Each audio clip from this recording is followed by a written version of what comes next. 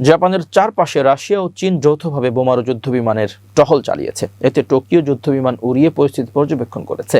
Tokyo ও Beijing এর মধ্যে উত্তেজনা বেড়ে যাওয়ার মধ্যে এসব ঘটনা ঘটল। মঙ্গলবার 9 ডিসেম্বর রাতে জাপান এ তথ্য নিশ্চিত করেছে, খবর রয়টার্সের।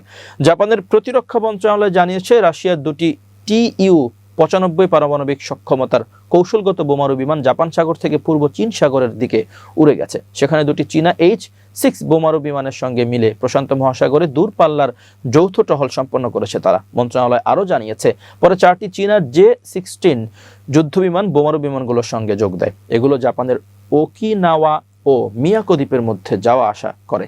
দুই দ্বীপের মাঝের মিয়াকো প্রণালী আন্তর্জাতিক জলসীমা হিসেবে স্বীকৃত। মন্ত্রণালয় জানায়, জাপান সাগরে একই সময় রাশিয়ার বিমান বাহিনীর কার্যক্রম শনাক্ত করা হয়েছে। সেখানে A-50 আগাম সতর্ককারী বিমান ও দুটি Su-30 যুদ্ধবিমান উঠছিল। রাশিয়া ও চীনের যৌথ অভিযান স্পষ্টভাবে আমাদের দেশের বিরুদ্ধে শক্তি প্রদর্শনের উদ্দেশ্যে করা হয়েছে।